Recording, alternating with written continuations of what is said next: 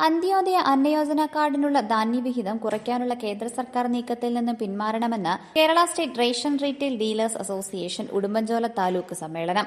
അംഗസംഖ്യ പരിഗണിക്കാതെ ഒരു കുടുംബത്തിന് 35 കിലോ അരി എന്നത് ഒരംഗത്തിന് 7 കിലോ ആക്കുവാനുള്ള നീക്കമാണ് കേന്ദ്ര സർക്കാർ നടത്തുന്നത്.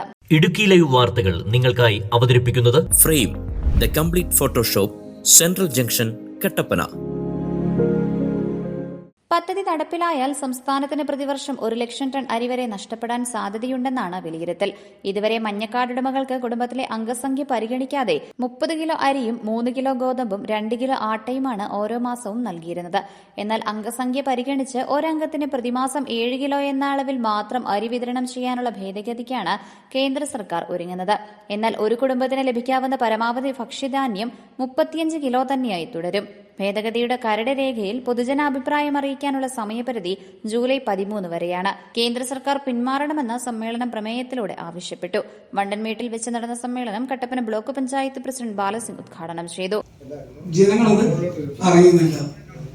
ആ വേദനകളെല്ലാം നിങ്ങളാണ് അനുഭവിക്കുന്നത്. ജനങ്ങൾ അതെന്നെ തരാത്ത, അതെന്നെ കിട്ടാത്ത എന്നൊക്കെ പറയുമ്പോൾ ഇത് മുഴുവൻ ഉത്തരവാദിത്വം നിങ്ങളാണ് അതിന് മറുപടി പറയാനുള്ളത്. പക്ഷെ നിങ്ങൾക്കുള്ള മറുപടി അവിടെ നിന്ന് കിട്ടുമ്പോൾ കിട്ടുന്ന സാധനത്തിന്റെ അളവാണ് മറുപടി ഇവിടെ നിന്ന് കിട്ടുന്നത്. അപ്പൊ നിങ്ങൾ ഒത്തിരി വേദനകളും കഷ്ടതകളും അനുഭവിക്കുന്നുണ്ട്. ഒത്തിരി കഴിഞ്ഞ ഇടയ്ക്ക് ശമ്പളം കിട്ടാതെ എത്രയോ ഉണ്ടായിരുന്നു. ഇങ്ങനെ നിങ്ങൾ ജനങ്ങളെ സേവിക്കാൻ വേണ്ടി നിങ്ങൾ കഷ്ടപ്പെടുകയാണ്. അത് പറയാൻ തുടർന്ന് സേവനം കൊണ്ട് നിങ്ങൾ നിർത്തിവെച്ച് പോയതല്ലേ. ഇപ്പൊ സാർ പറഞ്ഞ പോലെ എല്ലാം ഓൺലൈനിൽ കൂടെ വരികയാണ്. എന്നാലും നമ്മുടെ നാടിന് ഈ റേഷൻ വ്യാപാരികളില്ലേ പാവപ്പെട്ട ജനങ്ങൾ ഒരിക്കലും മുന്നോട്ട് പോകാൻ പറ്റത്തില്ല. അതാണ് ഈ സംഭവം. അതിൽ നിങ്ങൾ ഉറച്ചിരിക്കുക. അതുകൂടെ ഞങ്ങളുണ്ടാവും എന്ന് പറഞ്ഞുകൊണ്ട് ഈ മുതിർന്ന റേഷൻ വ്യാപാരികളെ Vandanmedu panchayat president Susan Jacob ആദരിച്ചു. താലൂക്ക് പ്രസിഡന്റ് KC സോമൻ അധ്യക്ഷത വഹിച്ചു. റേഷൻ വ്യാപാരികളുടെ മക്കളിൽ വിദ്യാഭ്യാസ മേഖലയിൽ ഉന്നത വിജയം കരസ്ഥമാക്കിയ വിദ്യാർത്ഥികളെ ജില്ലാ പഞ്ചായത്ത് അംഗം ആൻസി ജെയിംസ് ആദരിച്ചു.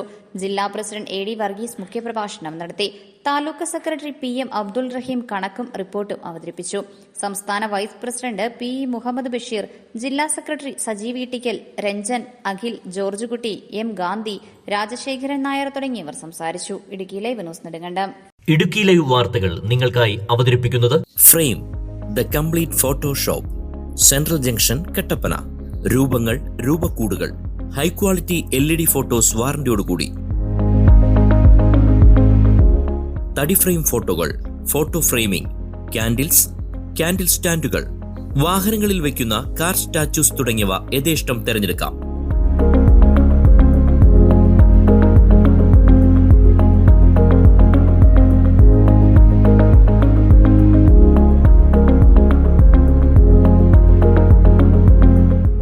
Frame the complete photoshop, central junction, Kattappana.